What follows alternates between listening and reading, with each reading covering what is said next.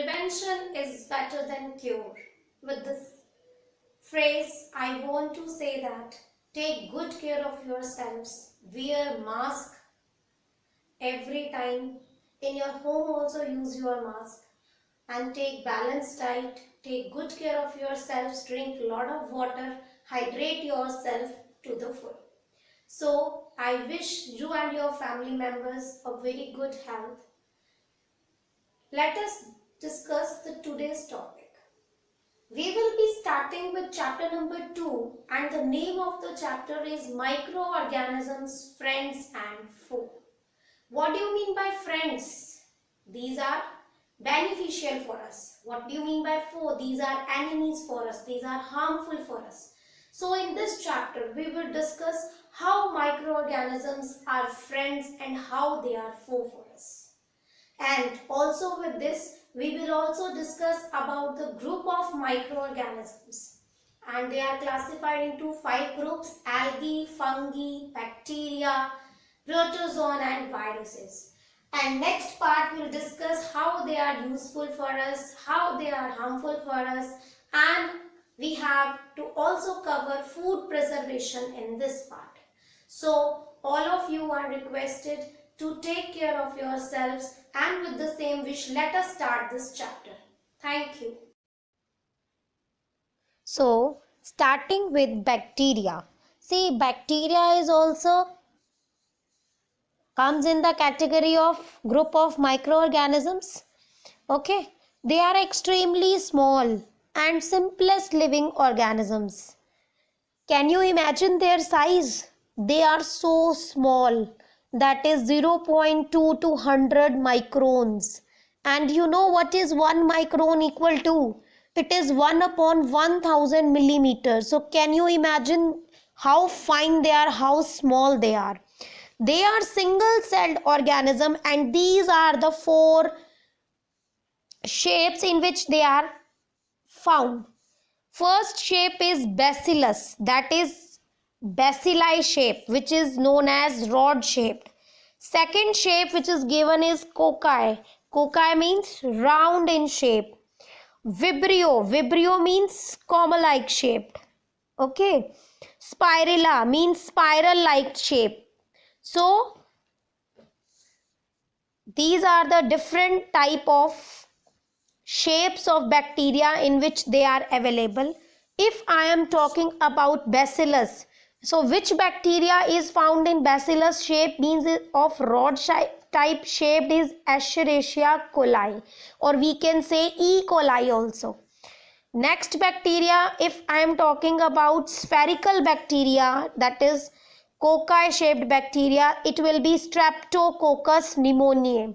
This is the example of the bacteria which is spherical in shape. Vibrio shape, if I am talking about comma shape, so it will be Vibrio cholerae. And spirilla will be shape where it is of spiral shaped, and the example is Trypanosoma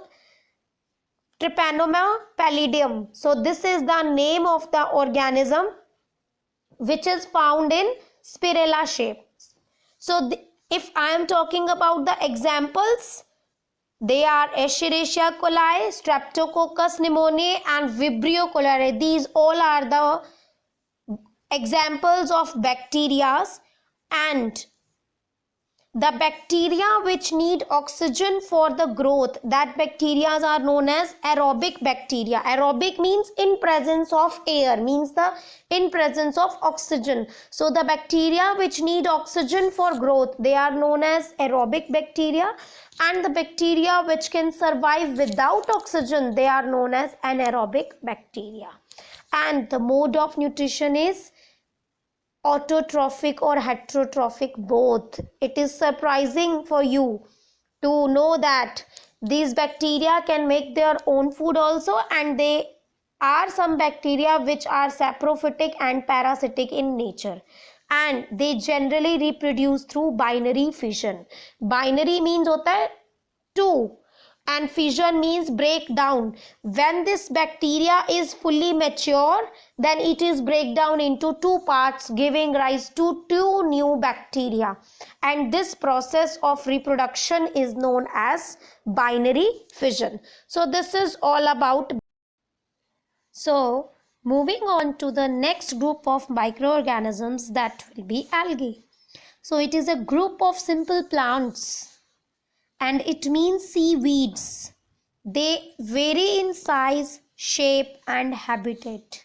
Some of them are unicellular, some of them are multicellular in nature, and they are microscopic and can be few meters long also. So their variety is quite different. So they have no stem, no roots, no leaves like other plants. But why they are known as seaweeds or why they are known as simple plants? Because they have chlorophyll in them and they can make their own food through the process of photosynthesis.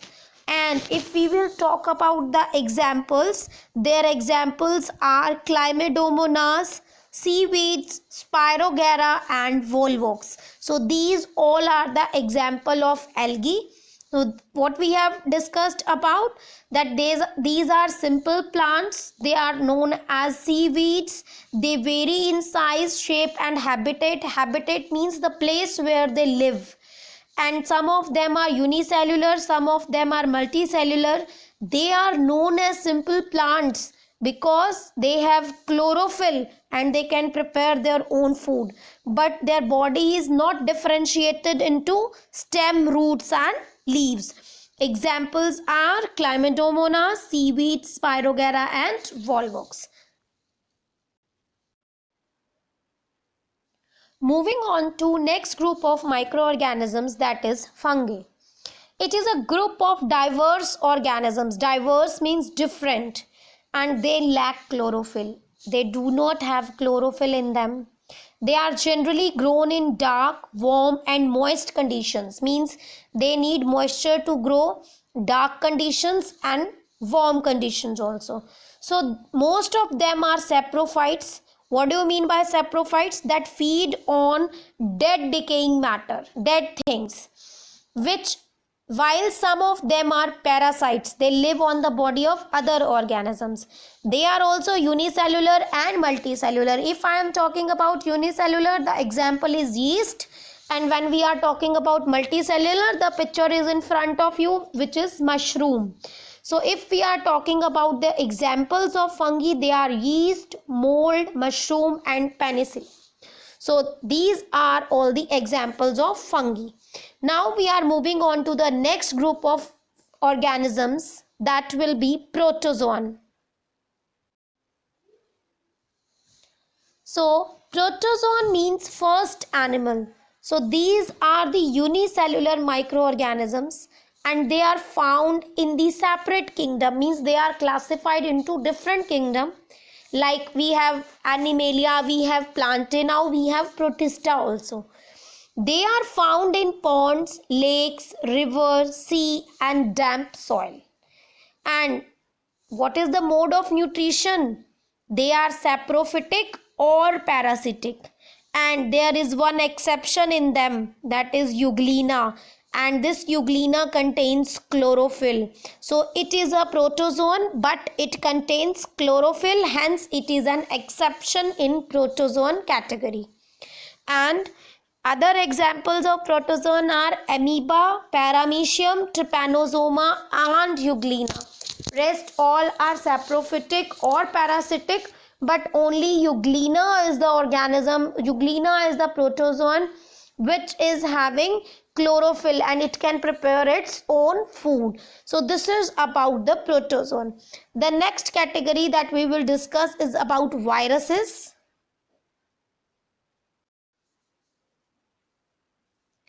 So viruses means poisonous liquid, and these are the smallest microorganisms. Their range is quite small. They are very small, smaller than even bacteria, and they are Acellular means they do not have any of the substance present in the cell. You know, they are different category, they are different group of organisms because they cannot grow and reproduce on their own. ठीक है, this indicates that they are non-living. But when they enter in a living cell, they use our energy or they use the energy of living cell to reproduce. Okay, after reproduction, many of the viruses, the host cell dies and burst. So the virus spreads and invade the other cells. So this is a diverse group of organisms. Actually, these are the link between living and non-living.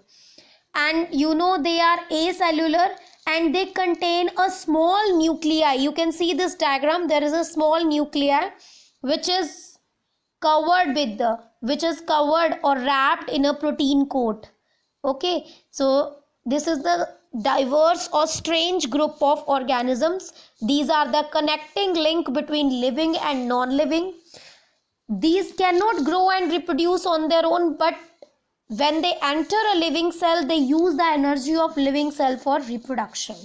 And this is the, and if I am talking about a virus, I have shown you the picture of a HIV. This is human immunodeficiency virus.